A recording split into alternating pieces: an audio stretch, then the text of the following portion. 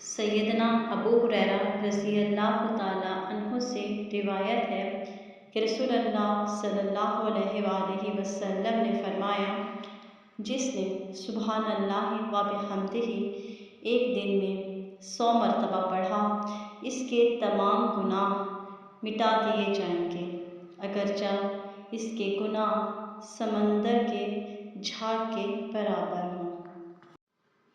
سیدنا ابو موسیٰ اشعری رضی اللہ تعالیٰ عنہ نے کہا کہ نبی کریم صلی اللہ علیہ وآلہ وسلم نے فرمایا، جو شخص اللہ کا ذکر کرے اور جو ذکر نہ کرے، ان کی مثال زندہ اور مردہ کی سی ہے، یعنی ذکر کرنے والا زندہ اور ذکر نہ کرنے والا مردوں کی طرح ہے۔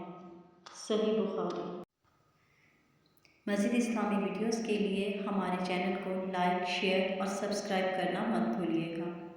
دعاؤں میں یاد رکھیں۔ جزاک اللہ خیرا کثیرا فی الدنیا والآخرہ۔